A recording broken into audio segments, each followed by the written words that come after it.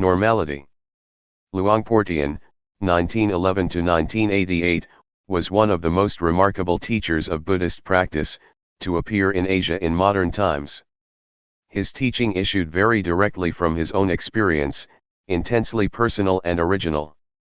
Not a scholar nor academic, but a simple man who spoke very frankly about his experiences. His method of meditation employs simple hand and arm movements as a way to increase awareness. If you are searching for ways to calm a busy mind, Luangpor Teean's gentle teaching will guide the way. Luangpor Teean Jita Sub Ho. Forward.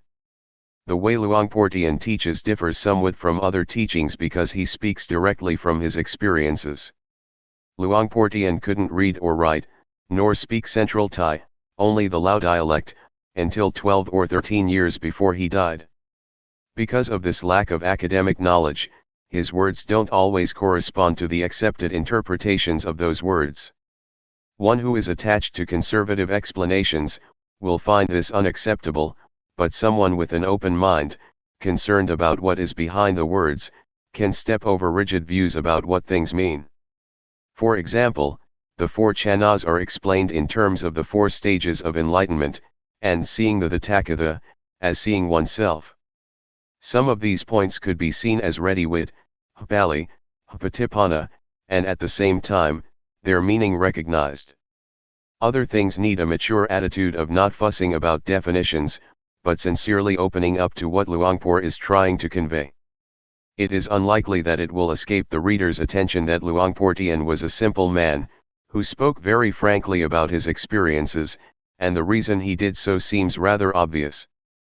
With confidence one is liable to open up the mind more and come closer to what Luangpor is pointing to.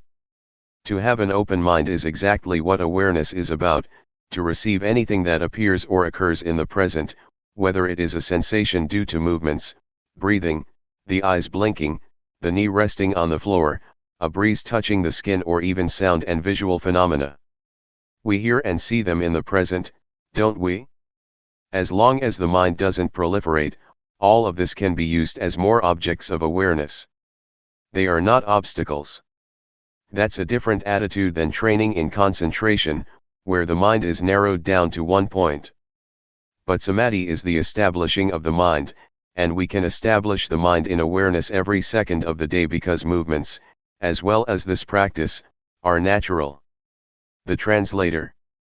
Walking the path. Taking a shortcut. Today the monks, novices, and lay people are meeting here in order to study the method to develop meditation.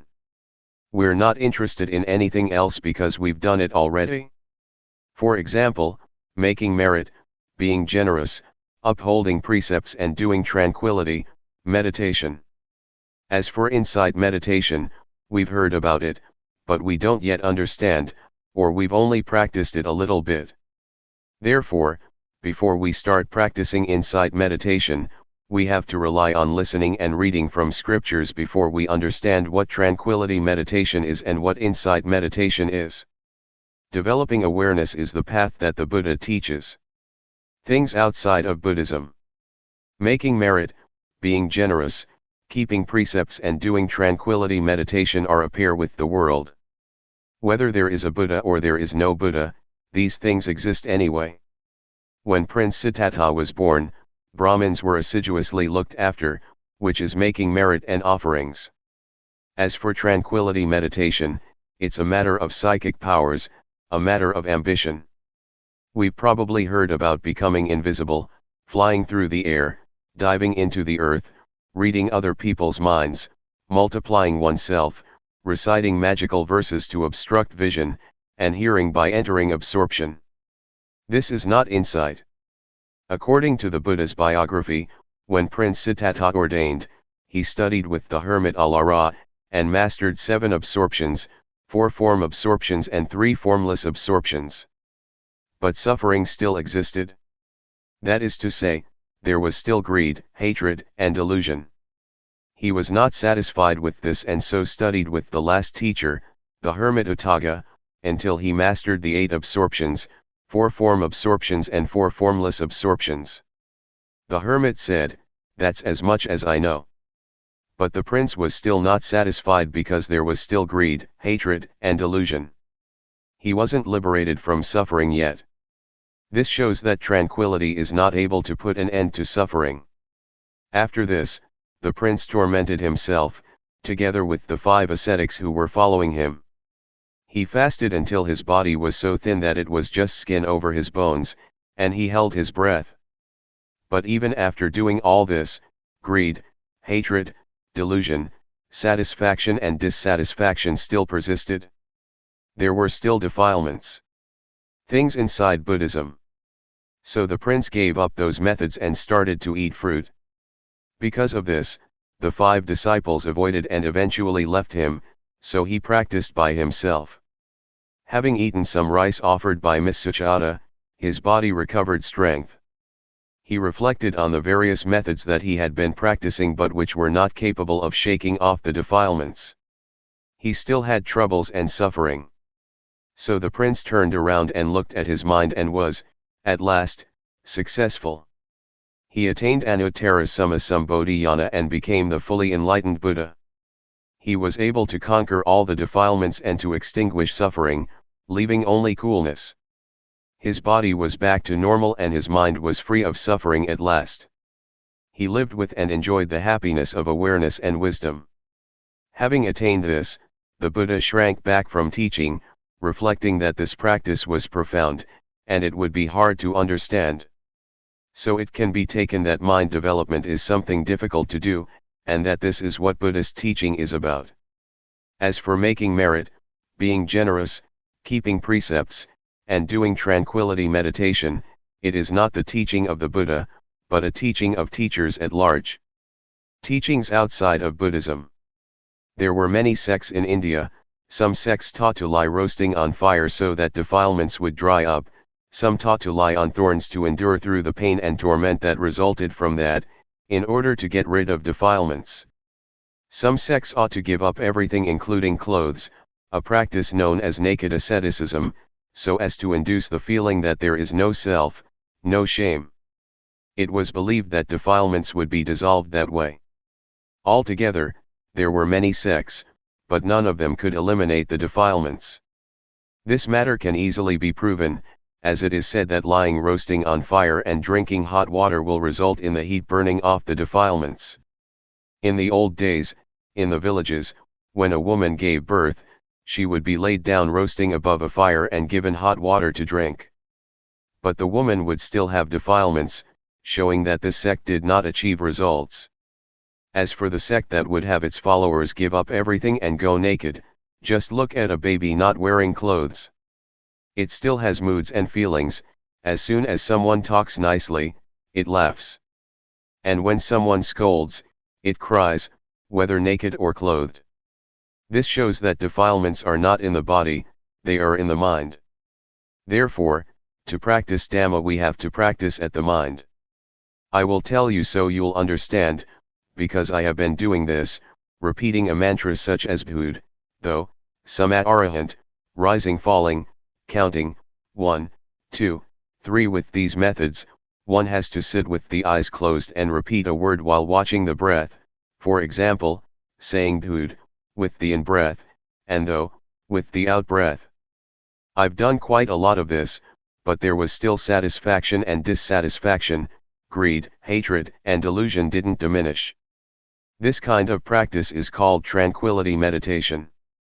Tranquility meditation is not more than a means to make the mind peaceful, but it is peace under the influence of delusion. It's just like putting a rock on top of grass. As long as the rock is on top of the grass can't grow, but when the rock is removed, the grass grows just as before, or maybe even more vigorously than before. It is true that there is no lopa, dosa, and moha when we're sitting alone, with the eyes closed, but as soon as we go back into society, like and dislike are born again. This is how it is. Going off to stay in a cave in a forest or the mountains cannot extinguish suffering, just because of going to stay there.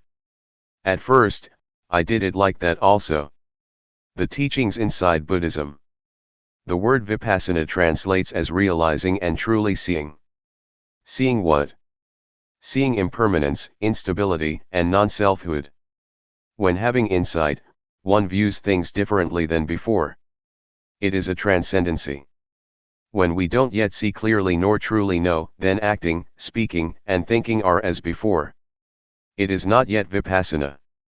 But when we feel differently than before, that is, greed, hatred and delusion decrease, it can be called Vipassana. A handful of leaves, awareness. To practice insight meditation, the Buddha teaches us to develop 4 foundations of awareness, namely 1. Gayanupassana Satipatthana, that is, to meditate on the body, in the body, and see according to actuality, that this body is only just a body, it's not a being, an individual, nor a self. It is neither me nor it. 2. Vedananupassana Satipatthana, to meditate on the feelings, and see according to actuality, that these feelings are only just feelings, they are not a being, an individual, nor a self. They are neither me nor them. 3.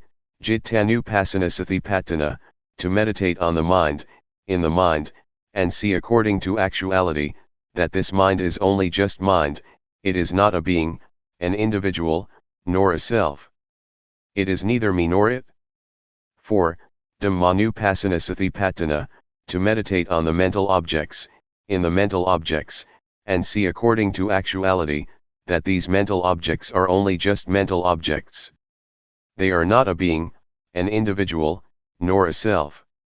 They are neither me nor them. The teachings of the Buddha are many, I'm not able to describe all of it. We probably heard that at one time our Buddha was walking with a number of monks in the forest. Seeing fallen leaves scattered around, the Buddha picked up a handful of leaves and asked those bhikkhus, monks, which is more, the leaves in my hand or all the leaves in the forest? The bhikkhus answered, the leaves in the forest are more than those in your hand, so much so that they cannot be compared. The Buddha then taught that the knowledge and understanding that the Buddha had studied was comparable to the leaves in the forest, and the knowledge that he taught us was comparable to a handful of leaves. The leaves in the forest stand for making merit, generosity, keeping precepts, and developing tranquility meditation, and the handful of leaves for insight meditation. However, to do Vipassana we have to study through listening and reading at first, before we start practicing. Otherwise we'll waste a lot of time gathering all the leaves in the forest. The practice of Vipassana that the Buddha teaches, though developing the 4 Satipatthana, means learning to be aware. The Buddha said that there are 2 things that are of great assistance, namely, first, sati, to recollect or not forget that there is the body, that there are movements, that there are feelings, that there is mind or that there are mental objects. Before doing or thinking anything, know it with awareness.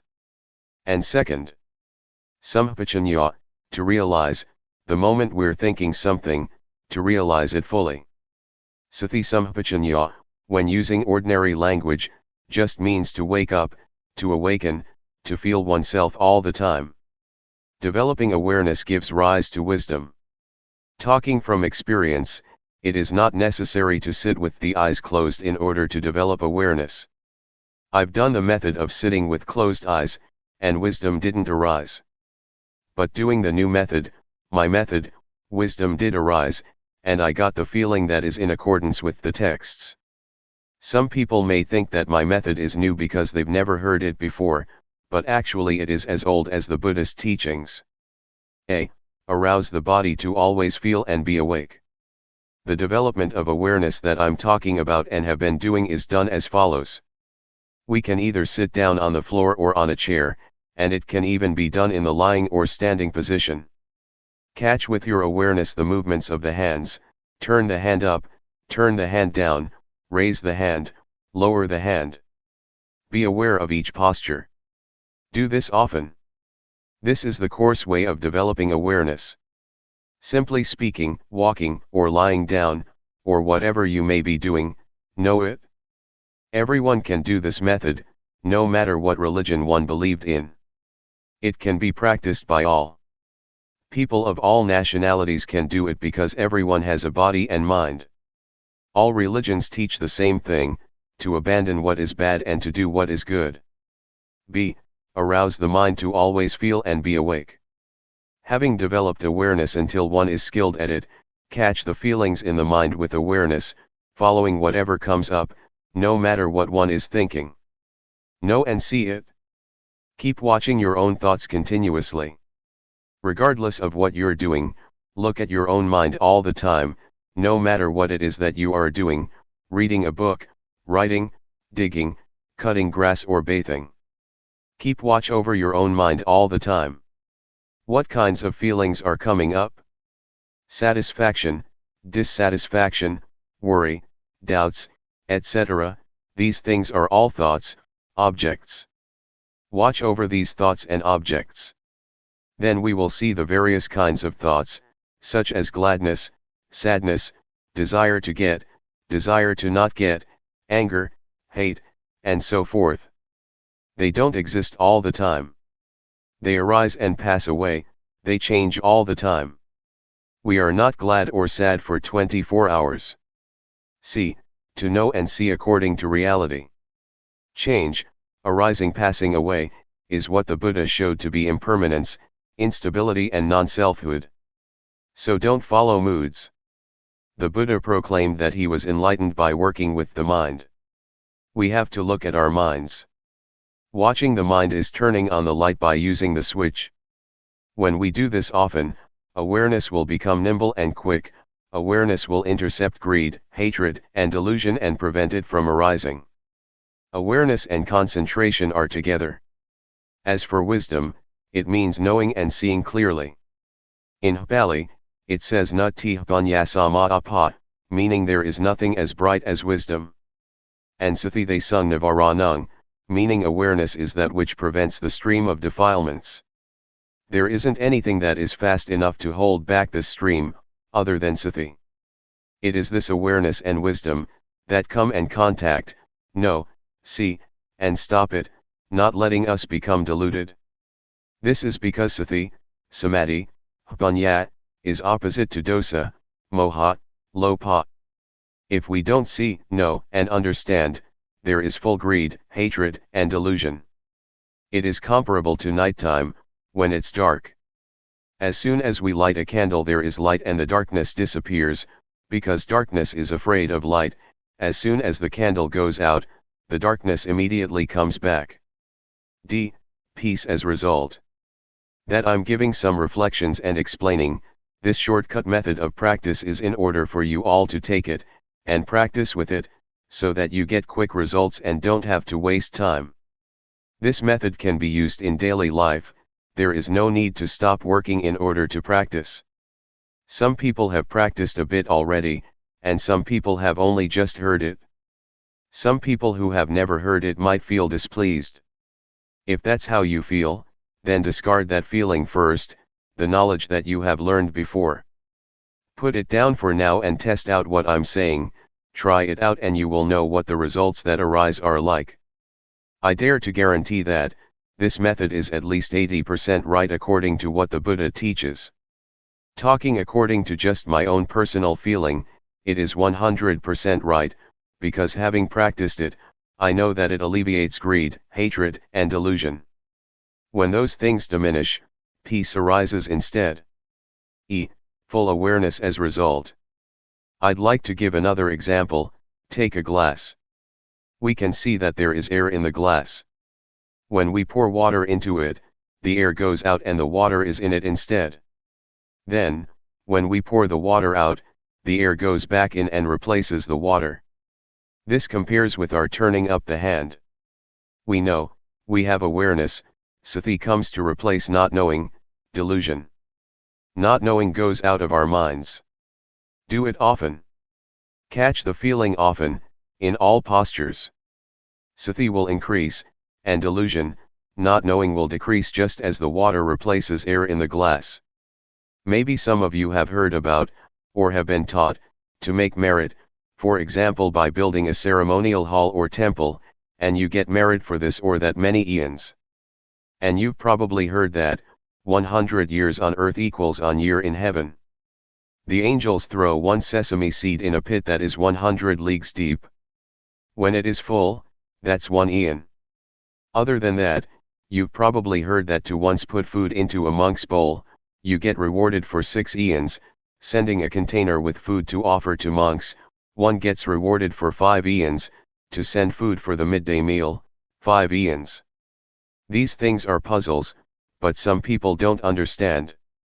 If you want to understand, you have to practice, to develop awareness, by turning the hand up and down, feeling it.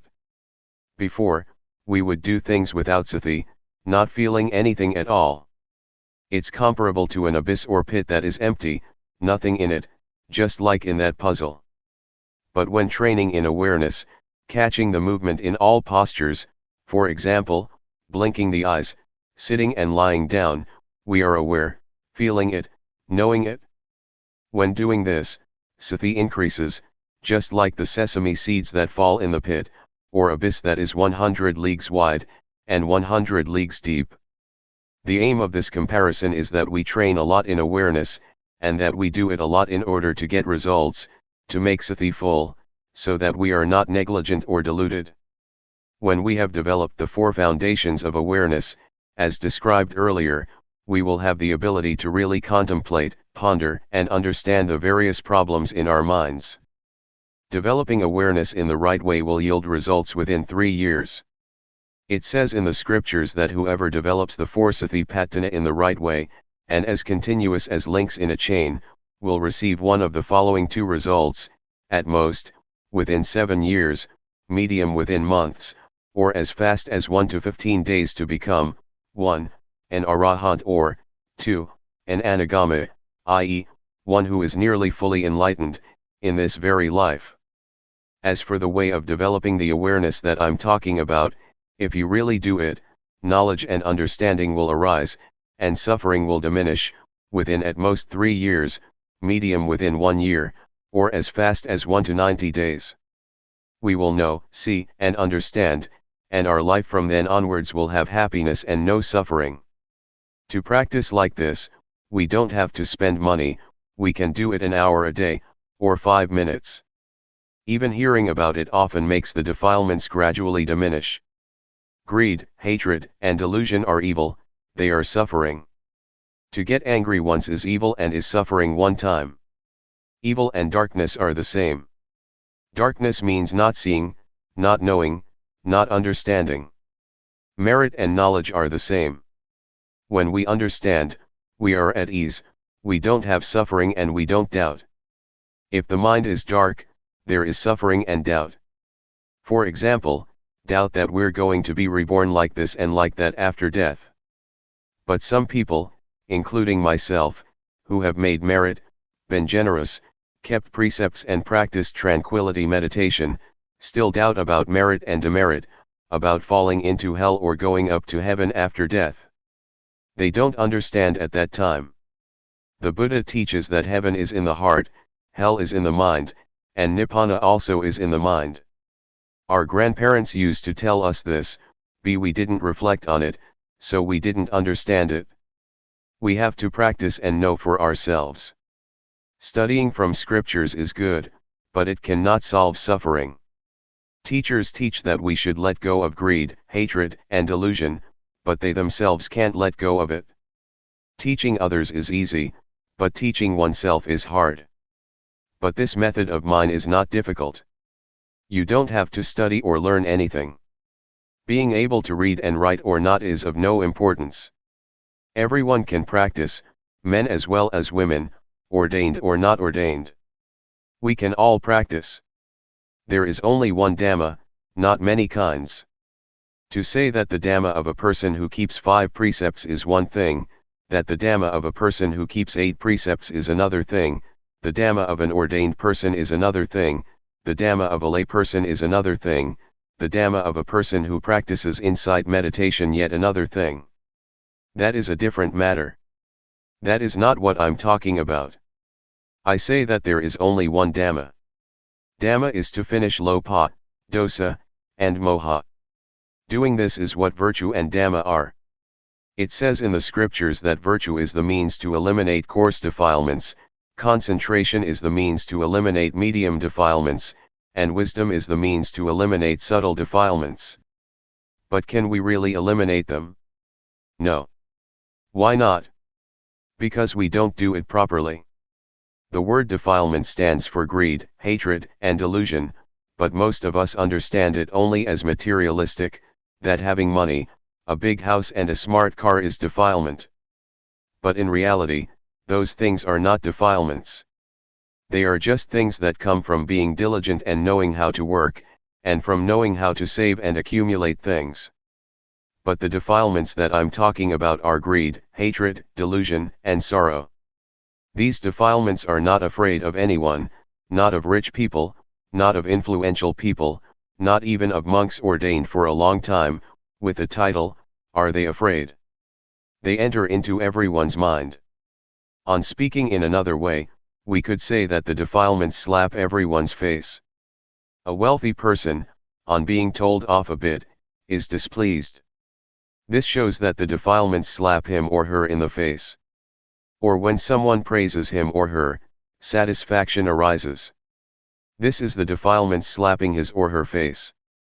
These defilements are not afraid of anyone at all. They are only afraid of those who are disciples of the Buddha. They are afraid of those who develop the four foundations of awareness in the right way. They are ashamed, they don't dare to come close, because that person has the eye to see the Dhamma, the wisdom to see clearly. Of the lay people who have come here today, some people are still young, only 20 to 30 years old. If you develop awareness in the right way, within 2 or 3 years you will go beyond suffering, and during the remaining part of your life, you will just have happiness. Even older people 50 or 60 years old, are the same. Until you die your life will only have happiness. And when you die without suffering. If you still have another 9 or 10 years to live, it will be 9 or 10 years without suffering, with only happiness and coolness of mind. This is the heartwood, the essence of Buddhism. The word Buddha means the one who knows, the awakened one who is joyful with Dhamma. I have shared some of my reflections and understanding. It is a shortcut to practicing Vipassana. It is instantaneous. Having listened, please practice with every breath, no matter where you are, whatever work you are engaged in. You can practice while washing clothes, doing the dishes, sweeping up, or working in the field. Vipassana is wisdom, it is life, it is virtue, it is the Dhamma, it is everything. It is the real life, it is the real Dhamma. May you understand it like this. Summary of the shortcut. I'll give you a few small reflections. 1. To be diligent in developing awareness in all postures, turn the hand up, turn the hand down, raise the hand, lower the hand, walk back and forth, lean to the right and the left, blink the eyes, open the mouth, swallow saliva, breath in and out, fully feeling yourself doing it. This is called having sati. It is equal to throwing sesame seeds into the abyss.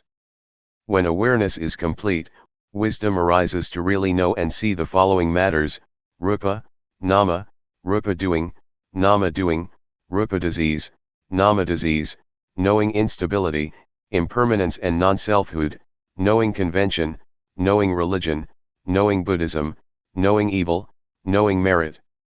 Really knowing. These are objects to know with real awareness and wisdom. 2. Next, to work with the mind, look at the mind with awareness. Whatever the mind thinks, immediately know it and conquer it. When we immediately know and conquer thought, this is called working with the mind. 3. Do it until you are nimble and swift, until greed, hatred and delusion stop arising. It is the calming and extinguishing of suffering in the mind. This type of suffering we can't chase away as we would chase off a pig, a dog, a duck, or a chicken. We must depend on the development of awareness, and see our minds in order to deal with these types of defilements. If we don't see our minds, we will be empty, similar to a pit or abyss that is never full.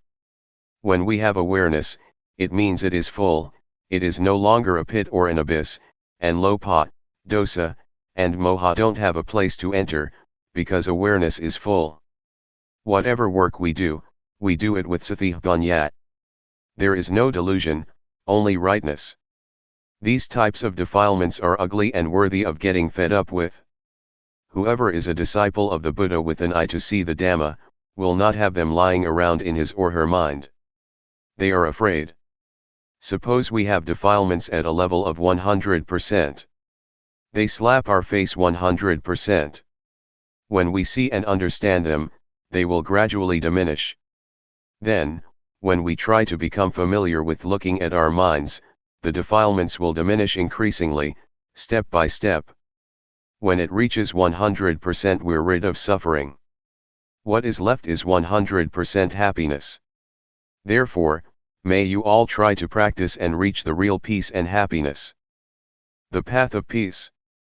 May you all listen well, this time, so that sathipanya springs up. Knowing suffering. Something we have in common is that we don't want suffering, we hate it. Then how does suffering arise? Suffering arises because we don't know. Suffering doesn't exist within us, and it doesn't arise all the time. What really exists for sure is normality. By nature, the mind of each person is in a state of normality. As we're working, if we do it with delusion, it is called suffering. Most people have suffering while working because they don't see suffering. People who go and see movies and shows do so because suffering leads them. This is due to our not watching minds. The moment we want to go and watch a movie, a thought flashes up that we want to watch a movie. We're not thinking it all day long. When the thought comes up, we don't see the thought. We only just know the thought, and we act, following the thought. This is called suffering. People who smoke are the same. Sometimes they don't even think to smoke but simply follow their moods. They take a cigarette to smoke because they think it is happiness, but actually it is suffering that compels them to do it. Suffering stinks. As to this word suffering, the Buddha sometimes calls it suffering, sometimes defilement, sometimes stench. When talking about suffering or defilements, one notes that it has an ugly smell to it, according to Buddhism. Suffering is something dirty and it stinks, nobody wants it. As soon as the body dies, it starts to rot and stink. But we can still wash and clean it. Excrement is something that stinks, and we detest it. Nobody wants to touch or grab hold of it. But even with such stinking things, the Buddha said, they don't stink all that much, they can still be touched and washed. But the stinking things to which the Buddha is referring are really stinky. They are greed, hatred, and delusion, concealed in our minds, ready to bubble up. The Buddha condemns this emphatically. If anyone's mind still has greed, hatred, and delusion, the Buddha says that it stinks more than excrement. As soon as the mind thinks something in a flash, a person who doesn't know, doesn't see, and doesn't understand becomes deluded immediately. This arising is called by the Buddha, a stain. The word stain means delusion. Even though we've never known, seen, or watched our minds, we still say that we see. But in reality it is not seeing, it is only just knowing thought, and then we act according to the thought. When we say to see, it should mean that we see defilements. That is, we see that either there is greed, hatred, or delusion mixed up in thought, or there is not. To see like this, we have to practice Dhamma first. Practicing Dhamma. Vipassana. In practicing Dhamma, even though one may practice various methods for a long time, if one doesn't perceive that point where the mind is manifesting, one still doesn't understand. One still doesn't understand the main principle of practice according to the teachings of the Buddha. The Buddha said that he was enlightened because he worked with the mind, practiced with the mind. but most of us just make merit and give offerings in order to chase off suffering. We haven't yet practiced by following the Buddha style. The Buddha once taught that the results of making merit 100 or 1,000 times are less than is gained by keeping the precepts even once. The results of keeping precepts 100 or 1,000 times are less than making the mind peaceful through practicing tranquility meditation once, and the results of making the mind peaceful through practicing tranquility meditation 100 or 1,000 times are less than practicing insight meditation once. What does insight mean? Insight means to clearly and truly see in a way that is different from one's original way of seeing. Different because the original way of seeing is a state that doesn't know, see, and understand clearly. Briefly stated, the mind is muddled up. Doing Vipassana means to be aware. Being aware is very fruitful. The Buddha practiced Dhamma through being aware, and so became enlightened. Peace. Most of us understand that in order to be an arahant, we have to do tranquility meditation and make the mind peaceful. In reality, there are two kinds of peace, namely, peace that is like being inside a cave, and peace that is like being outside a cave. Peace inside a cave means it is just as though we're in a cave or we're in a dark room. When we light a fire, the darkness disappears and light come to take its place, but as soon as the fire goes out, the darkness come back again. Even when we've made a fire and there's light, we're still in the cave and we still can't see the shape of the cave. We only just see certain things inside the cave. Peace inside a cave is therefore called peace under the influence of moha, a not knowing kind of peace, or even a not wanting to know kind of peace. That some people go and sit to make their minds peaceful, understanding that they're developing insight, this is so, but it's a diluted kind of truth. As for peace outside a cave, it's just like being outside a cave, but it's not dark. There's no need to make a fire, and we're able to know and see what the shape of the cave is like. This may be likened to peace that is without delusion, i.e., peace due to the absence of defilements. There is no lopa, dosa, or moha. In order to achieve this kind of peace, we have to realize and truly see first.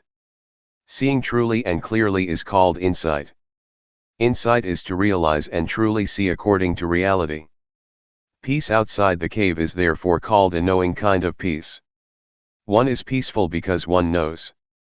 I want to shake up and warn all of you that developing insight has many obstacles.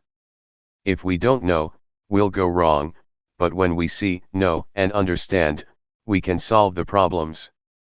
The first obstacle. The first obstacle in developing Vipassana can appear when we make movements with the body, and Sati is aware of it. Wisdom arises in the mind that knows reality as it really is. That is, it knows rupa, nama, it knows instability, impermanence and non-selfhood, it knows convention, it knows religion, knows Buddhism, knows evil and knows merit. This is wisdom knowing through Vipassana. But it's only just the outer bark of Vipassana, still not able to deal with suffering. It is just knowing in knowing, it is knowing through thought, knowing the scriptures. It is defilement due to Vipassana. The obstacle is that when this kind of knowledge arises, we get buried in it, a kind of knowledge that is still similar to being inside a cave. Therefore, next we must try and find a method to get out of the cave, to pull ourselves out of that knowledge, gradually, by watching our thoughts. As soon as a thought flashes up, know, see, and understand that it has come up. This is practicing Dhamma a little bit deeper. Ordinarily, a tree has an outer bark. When one removes the outer bark, he reaches the layer with the nourishing sap inside. Removing that layer, one reaches the white wood. Removing that, one comes to the hardwood. Buddhism is the same. Knowing rupanama, evil and merit is also knowledge, but it is outer knowledge, enough to deal with suffering on one level, such as not being foolish by believing in auspicious things and lucky omens, or in ghosts and angels. But when one is in such a state, greed, hatred, and delusion are still there, because one doesn't know the origin or source of it. To solve this problem, to know the origin of the arising of greed, hatred, and delusion, We must watch our minds, like a cat that waits for a chance to grab a mouse. As soon as a thought comes up in the mind, look at it and fix on it so that it is known in time. A thought comes. Whack, cut it off straight away. Another one, whack, cut it off right there. Do this often. Thoughts will thereby decrease and awareness will increase. Just as with the positive and the negative. When there is more of the positive, the negative lessens. We start off never having seen thought, thinking 100 things and never seeing a single thought. But when we are watching like this, we catch it once and cut it off. The remaining thoughts are less than 100 now and will steadily decrease step by step, as long as we keep at it. We keep gazing like this, a thought comes, we cut it off, another one arises, we drop it. When we think 100 thoughts and we know 95 of them, it shows that we have a lot of awareness. Just 5 thoughts left that we can't keep up with. Right here is where we have to put forth effort, watch thought but don't be caught up in the thought. When we know and see all the 100 thoughts, keep up with every thought every time, it is equal to knowing and seeing exactly where greed, hatred, and delusion are born. We have to throw them off so that defilements are unable to arise. This is called to keep abreast by knowing, to know in time. Knowing how to prevent, knowing how to solve. This is where we're able to deal with lopa, dosa, and moha. Defilements can arise because we get deluded right here. We don't know that their origin is right here. This refers even to someone who goes to the monastery to listen to talks, who makes offerings, who keeps precepts and develops both tranquility and insight meditation. If that person has still never seen his or her own thoughts, then that person is still far from the truth taught by the Buddha. Contrariwise, even if a person has never gone to a monastery to listen to the Dhamma, has never made offerings or kept precepts, but is always aware of what his or her mind is thinking, that person equals with knowing.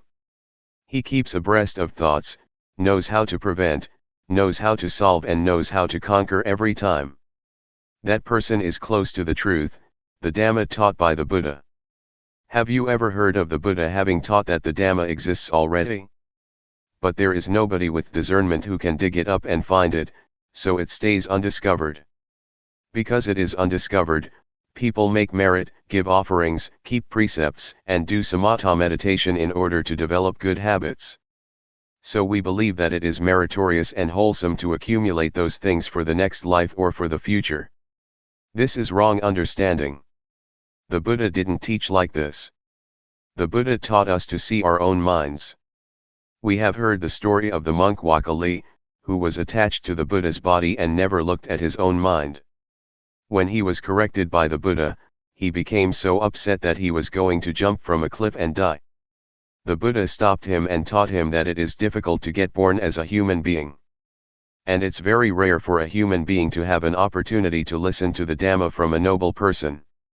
The Buddha said further that his body was just material. After his death it would rot and stink. That is not the Buddha. The real Buddha can be found within the monk Wakali. It is the Dhamma that is present in all people, that is, cleanliness, brightness and peace, which is the Buddha. The Buddha proclaimed, "Whoever sees the Dhamma, sees me.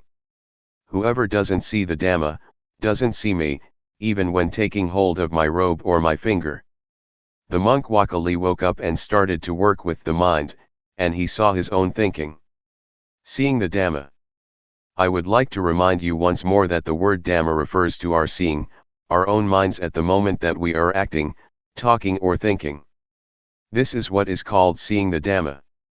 I dare to insist that the very life of the Dhamma exists in all people without exception, no matter whether you are a man or a woman, a monk or a novice, no matter what nationality you may have, whatever language you may speak of, whatever clothes you may wear. It's all the same. The Dhamma is the actions of body, speech, and mind. Actions of the body other people can see, actions of speech others can hear, but actions of the mind others are not able to see. You can only see them yourself. For this reason, the monk Wakali felt at ease viewing it like this.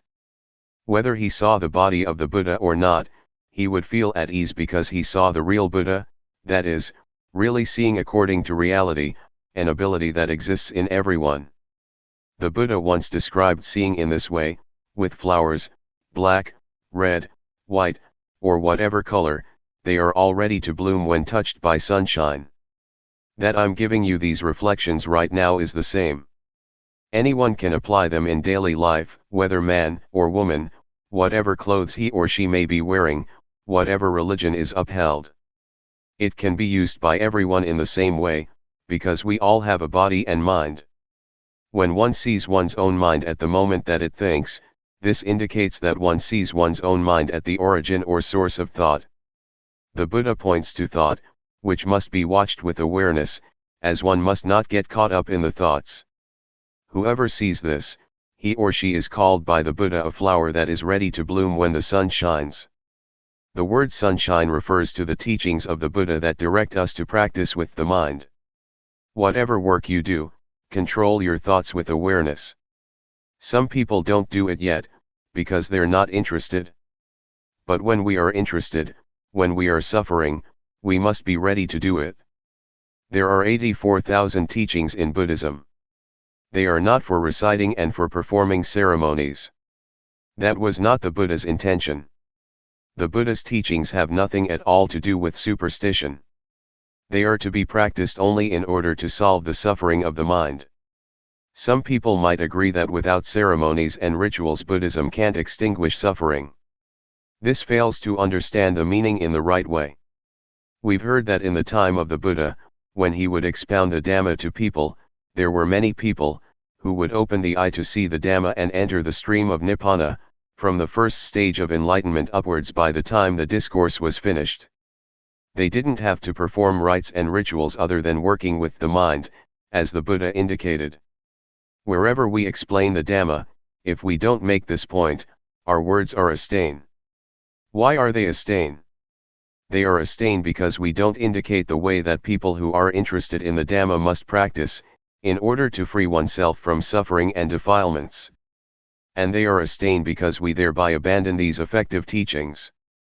Therefore, may you all try to understand this point without fail. If we don't practice according to this important teaching, then we fail to understand the teaching of the Buddha. The second obstacle. The second obstacle in developing insight is that when we begin to understand and see this point, we are able to destroy greed, hatred, and delusion to some extent, but at the same time, joy is lying concealed within it. The Buddha says this is still not right. Joy is darkness, but it is white darkness. Joy is due to our satisfaction and pride that we can do it. White darkness is frightening because it is hard to see. Black darkness is easy to see because it is dark. Being caught up in joy is to see wrong as right, because as soon as we can destroy some defilements, we don't watch at the point where the defilements are destroyed, but we get sucked into the point where joy arises. Therefore joy is an obstacle in attaining higher stages to Nibbana. Being caught up in joy is equal to being caught up in thinking. A thought comes up and we get caught up in the thought, so we don't see the thought. When we get caught up in joy, we don't see joy, and we're just content with joy. Because of this, the Buddha teaches us to pull ourselves out of the thought that we're thinking, to stand outside of it. Then we will see our thoughts. People who still don't know and see their thoughts say just the same, that they know thought. But in reality they don't understand that thoughts come up continuously, and they get caught up in them. Those who have joy or are attached to the peace of tranquility meditation are the same. They are caught up in peacefulness, don't know that peace is delusion, and thus get caught up in peace. It is comparable to someone who doesn't know how to turn on the light. He or she turns the light bulb. No light appears. The person who pulls him or herself out of thought, and knows and sees thoughts, may be compared to someone who knows how to turn on the light. That person turns on the switch and light does appear. So we have to know the origin of thought and come to an understanding with these little thoughts of ours. Then we will have as much ability as an electric light in brightening the interior of the mind, just as one correctly turns on the light with the switch. When we're looking at our minds, there is no greed, hatred, and delusion. But the moment that we're not looking and lose awareness, greed, hatred, and delusion can come back, and we can get caught up in them. It's just like a car driving along the road. At the place where the car passes there is a wind blowing behind it, leaves and dust flap and flutter at the back of the car. Thoughts of greed, hatred, and delusion flash up for a moment, and we follow them. How can we still say that we know thought? In reality we don't see thought, but we get caught up in it. The Buddha teaches that whoever doesn't see one's own thoughts is a heedless person. Heedlessness is poison to one's life, it's like being dead. This is what I said, it stinks. The Buddha said that there is nothing that stinks as much as the mind that has greed, hatred, and delusion, the mind that is stained, the dirty mind. Our real mind isn't dirty or stained at all. It's like a light bulb. The filament in the bulb is not dirty, but dust can settle on the outside of the bulb, the inside is still as bright as before. Or we could compare it with the sun. When clouds obscure the light from coming to the earth, it gets dark, but the sun is still as bright as before. Vidchat, avidchat. People who don't see thought and get caught up in thought are called people in the cycle of dependent origination, they are people who don't know. We've probably heard this, avidchat is the condition for formation to arise, formations are the condition for the birth of consciousness, consciousness conditions mentality materiality, mentality materiality conditions the six senses, the six senses condition contact, contact conditions feeling, feeling conditions craving, craving conditions clinging, clinging conditions being, being conditions birth, and birth conditions old age, death, and suffering. It's a cycle. Avidchat translates as not knowing, we say that we know, but we don't see our minds. Instead we get caught up in thought. As for the word vidchat, it means knowing, seeing one's own thoughts. A thought comes up, we see it, and it stops.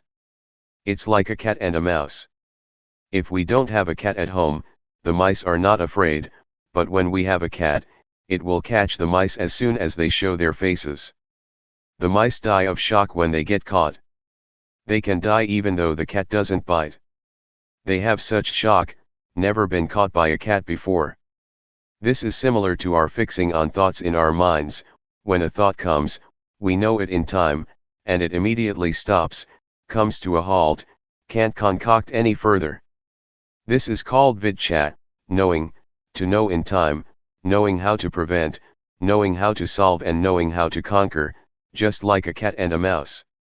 If we don't reflect on the teachings of the Buddha, we don't understand them, and we argue and debate about the teachings, competing with each other. This is not right. Someone who has studied the teaching, and employs that knowledge as a tool for killing defilement, or dealing with suffering is doing it right, according to the Buddha's intention. These days, we study the Buddhist scriptures until we have degrees, up to the 9th level. Some may look at their own thoughts, but some never watch their minds at all. Whoever has studied but never seen his or her own thoughts, says the Buddha, are like a termite that makes holes and eats books. With academic studies it's the same, studying until one has university degrees, but still never watching one's mind. Such persons know about other people but don't know and see themselves. These people are not considered wise in Buddhism because their knowledge is only of use in an academic way, but is not useful spiritually. When we have a university degree we should deal with our minds also, that is, eliminate defilements, the coarse ones as well as the medium and subtle ones. Going against the stream of thought. We've all probably heard that the Buddha at one time practiced by tormenting himself, but saw that that method was wrong and stopped it. After that, he partook of food offered by a lady named Suchata. The Buddha asked her, "Do you offer just the food or is the tray included as well?" She answered that all was offered. Having finished the meal, the Buddha took the tray to the bank of the river and made the following resolution: if he would be enlightened, may the tray placed on the water flow against the current. This is not a true story, it's an illustration and has meaning on the level of the mind. The tray is the mind, the water represents the defilements, and the Buddha working with the mind is the action of going against the stream. The Buddha didn't let his mind follow the defilements. The current of the water is the current of thought. Following defilements is easy, everyone is doing it already, and so we have suffering. The Buddha practiced going against the stream of defilements for the extinguishing of suffering by watching the mind, seeing his own mind thinking. As soon as a thought would come up and there was desire to follow what the eye saw, the ear heard, the nose smelled, the tongue tasted, or the body felt, the Buddha saw those thoughts as defilements. He practiced going against the current of thought, not following the thoughts, which want things. Practicing like this, knowledge arose in him and he was enlightened. The thing that the Buddha points out to us to practice is to know thought with awareness, looking at our own minds. Whatever thought comes up, we should know and understand it, so that the thought does not proliferate further. When thought flashes up, we watch it with awareness, and the thought stops by itself. In practicing Dhamma, the thing to be careful about is the knowledge that knows things outside of ourselves. This kind of knowledge is defilement due to Vipassana. When we have such knowledge, it gives rise to gladness and joy. Joy is called white darkness. It is wrong knowing. Don't get attached to joy. Continuing the practice to the end, until we clearly see our thoughts, their origin, and their source, we come at last to the state of arising, passing. It is a break-off, a final exhaustion. I've compared it many times with a rope, tightly tied on both sides and being cut in the middle with a knife. The rope breaks, one cannot pull it together again, that is, one can't use it anymore. The 12 senses are similar, on seeing a form with the eye, on hearing a sound with the ear, etc., let there only just be seeing and hearing and so on. Don't concoct it into beautiful or ugly, good or bad, pleasing or displeasing sound, the sound of a woman, the sound of a man, etc. Just simply see or hear neutrally. But these are still mere words. In practice, we have to look and see and break them apart. When they are broken, there is not more concocting, the senses are not able to reach each other anymore. Cleanliness, brightness, and peace. Our minds are already clean, bright and peaceful. Clean means not dirty, because there are no defilements. Bright means there is wisdom, seeing our minds, or life. Peaceful means having stopped, there is no longer anything further to add. Summary. At this point, I'll summarize the principles of practice. First, the first stage is to catch the movements of the body in all the postures. When we can catch them, we will know the convention that we can see with our eyes and touch with our hands. This is objective, external. Second, having practiced the first stage, a little bit of knowledge arises, it is called defilements due to Vipassana. It is important to avoid this, not being too glad with the knowing, and continuing to watch the mind. When we see, know, and understand our minds penetratingly, greed, hatred and delusion will be destroyed to some extent. Third, when greed, hatred, and delusion have gone down a bit, we'll feel joyfulness. When joy arises, fix on it, but don't be caught up in joy. We have to pull ourselves out of it. Keep watching the mind. At this stage, wisdom knowledge will appear that destroys or diminishes clinging and grasping. Fourth, when attachment has decreased, one will see, know, and understand normality. The body is normal, speech is normal and the mind is normal. This normality is called virtue concentration wisdom. Fifth, when seeing the state of arising passing, if one doesn't understand it, one will hold an abnormal view, but if one is fully aware, practice reaches its end. Therefore, I encourage you to try to practice until you meet with your own thoughts and are able to pull yourself out of them. Stages of practice. Determine to listen well, all lay people and monastic friends. When you determine to pay attention, you'll be able to remember. It is called knowing through memory and comprehension. From that, we study or practice to realize and truly know, or we have knowledge coming from our own vision and experience.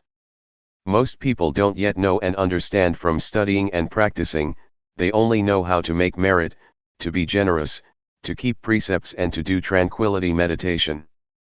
But when it comes to more profound matters, that is to say, how to develop insight meditation, there are really very few people who know and understand it.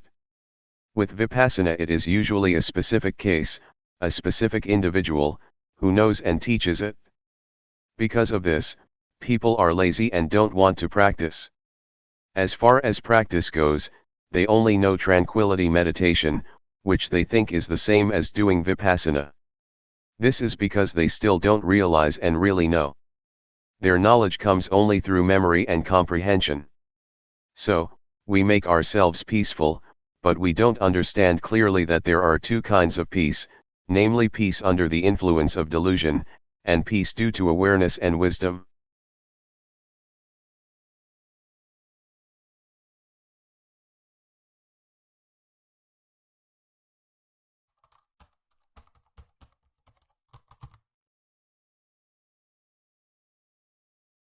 May all beings be at ease, whatever living beings there may be,